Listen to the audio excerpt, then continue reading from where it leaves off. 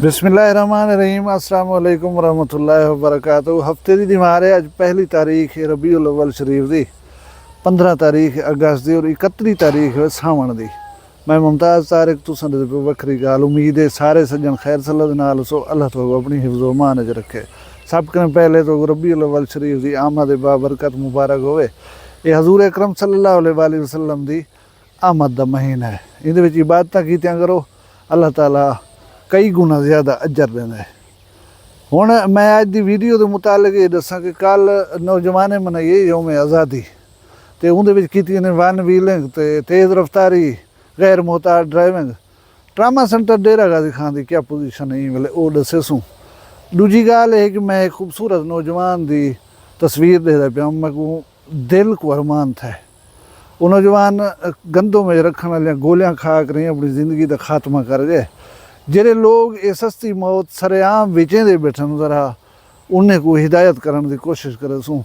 और ये क्या है, कितनी जल्दी ये इंसान को मौत के मुँह धकेल लेजन और फंक्शन किमें करें ये तो मैं दसे सा अज वीडियो दे तुसां वीडियो के नाल रसो। कल यौम आज़ादी है, परसों वाली वीडियो दे मैं नौजवान को रिक्वेस्ट की है कि तुसां यौम आज़ादी दे उत्ते गैर गिचिए पहने रहो, वन व्हीलिंग करनी, मोटरसाइकिल उत्ते चढ़ कर रैश ड्राइविंग करनी, एहतियात न करनी, ग्रुपें की सूरत स्पीडा मारनिया। वो थींदा इवें कि हिक दे जो कोई बैलेंस बिगड़िया चार बिन्ने कोई सटें दे सारे जख्मी थींदन। हुण ई वेले डेरा गाजी खान ट्रामा सेंटर दे विच 200 कने ज़ायद जख्मी, कहीं की लत्त भन्नी पी है, कहीं की बांह भन्नी पी है, कहीं का सिर पाड़िया पे, कहीं को कोई जख्म आया पे। डेरा गाजी खान ट्रामा सेंटर दे विच आए पे नौजवान। वो ये 200 कने ज़ायद जेरे बाल हैं, इकल्ले बाल तो नहीं, पता नहीं पूरे खानदान जे रहे ना वो टंगे खड़े नहीं वेले। वो अल्लाह कने दुई बैठे मंगदे अल्लाह सही माजूर न थी वने, अल्लाह सही ज़िंदगी बच वने। बहुत सारिया मैं तस्वीर खूबसूरत प्यारे नौजवान जो सोशल मीडिया देखदा पिया हम जिन्हें जिंदगियां चलियां गए ही शौक दे विच। मैं रेस्क्यू 11-22 राजनपुर कने पुछे में 19-33 हादसा जरे वो रिपोर्ट कीतन। जेरे मामूली जख्म शख्म आवे ना वो पीछे दसेंदे नहीं, वो पट्टी पोतड़ी करा कर घर गए पे। ये संगीन जेरे लोग भज त्रुट वेंदन उन्हें दा रिकॉर्ड होंदा रहिंदा है। ये कोई मामूली फिगर कह नहीं, 200 खानदान तंग थी वे अजियत आ वने। एक खुशी वाले ॾिमार मैं अगे भी याद रहे वना कि खुशी वाले ॾिमार कोई ऐसी गाल सामने आ वने गम वाली दुख वाली वो इंसान भुला नहीं सकता। क्योंकि ये खुशी वाले जरे तयशुदा ॾिमार जिमें ईद है, 14 अगस्त यौम आज़ादी, ये तो वाला वालंदन जेरे वेले अंदन प्यू मां को दुख अजाब याद आ वेंदे। हुण नौजवान बाल हो तुसां मिसाल है तो फ्यूचर है, एक मुस्तकबिल है, तुसां पढ़दे पे आवे मंडे थी गयो है, बाह सही न काम की थी, तुसां जिंदगी दे विच क्या इहो करे सो तो तो ऐब लग गया ना। मतलब मैं ये भी डिठे में कि जेरी चीज़ अल्लाह तबारक व तआला ने बना छोड़ी है वो जही कोई डॉक्टर नहीं बना दे सकता। अल्लाह ताला हर कहीं दे नौजवान को सलामत रखे। वाला मैं दसना पिया कि ये नौजवान की मैं तस्वीर डिठी हम, मेरे इवें दिल को कुछ थे यकीन करे सो। ये जैंदा बाल है, इन्हें ना कोई अबसार खान दसेंदे पन तो ये तोसे शरीफ वाले डेरे गाजी खान वाले पासे का बाल है। ये नौजवान दसेंदे पन कि गंदों वाले गोलियां खाजन। मैं को नहीं पता उन्हें इशू क्या है, केरी गाल दे उते बाल नाराज़ है तो ये काम चकीते सी। इंतहाई कदम है असें हौसला शिकनी भी करेंदे रहे, ये बिल्कुल अच्छा काम है नहीं।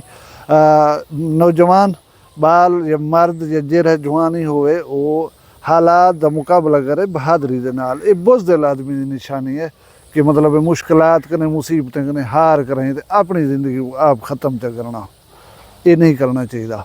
बहरहाल मेरा टॉपिक ये नहीं, मेरा टॉपिक ये है कि सस्ती मौत जरे विचें दे बैठन ना लोग उन्हें को पता नहीं अल्लाह कदा हिदायत देसी।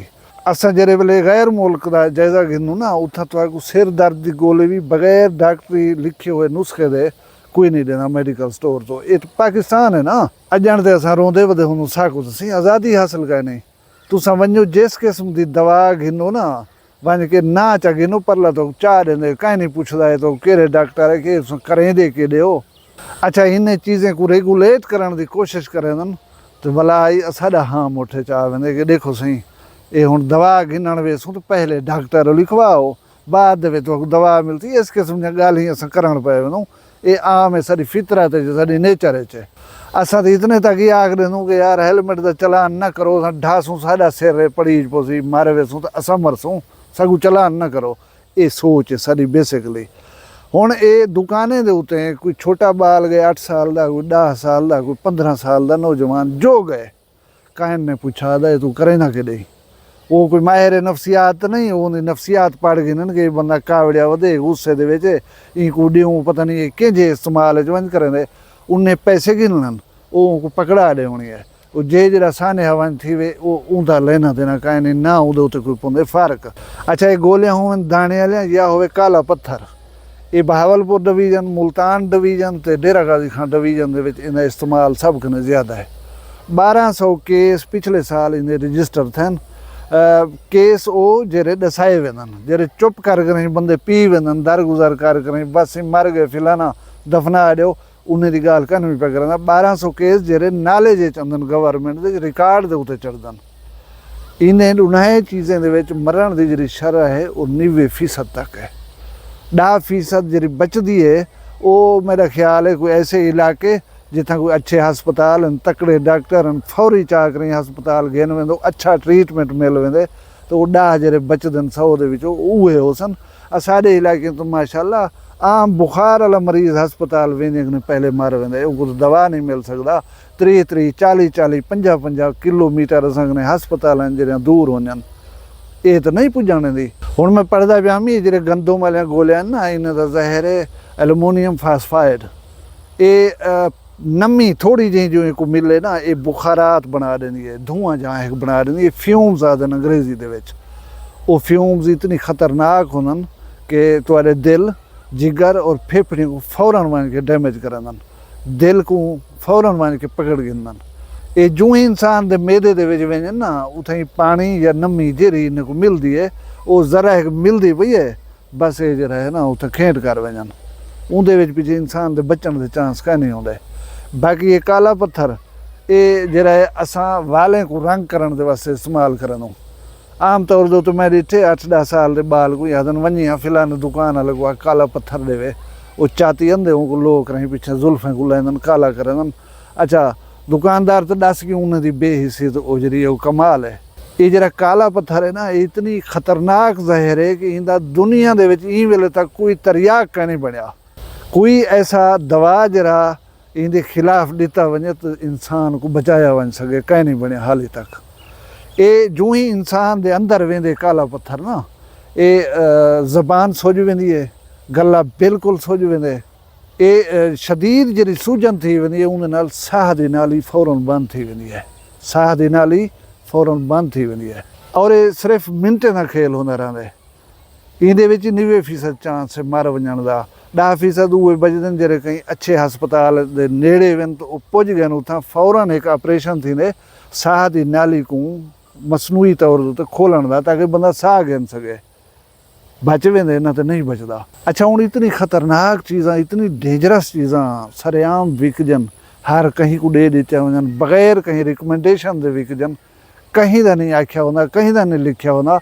वो शरीफ आदमी जरा दुकानदार है वो ही नहीं च पुछदा अब ये करेंदे के ॾियो, या कोई वंज वॾे सारे कहीं को पट्टी में ॾे सां तंहिं को नहीं ॾींदा बाला। हाँ ये ख़वातीन दे विच ज़्यादा इस्तेमाल थींदे। ये नौजवान तकरीबन 20 साल को उत्ते 35 साल की उम्र के दरम्यान जो रहन वो ज़्यादा रिपोर्ट थियन कि इनको इस्तेमाल च करन अपने आप को ख़त्म करने दे वास्ते।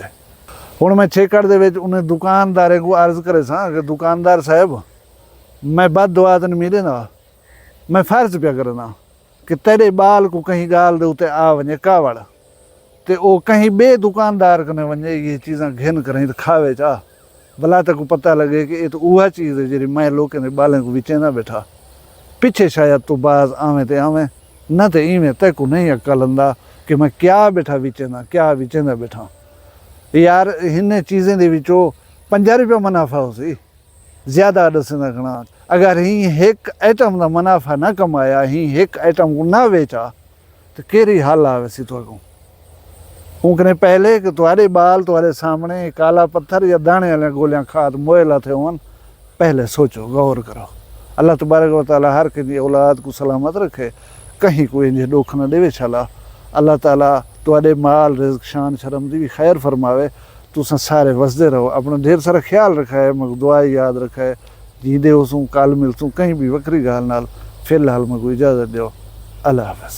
वक्री गाल कहंदी वक्री गाल मुमताज तारिक दी।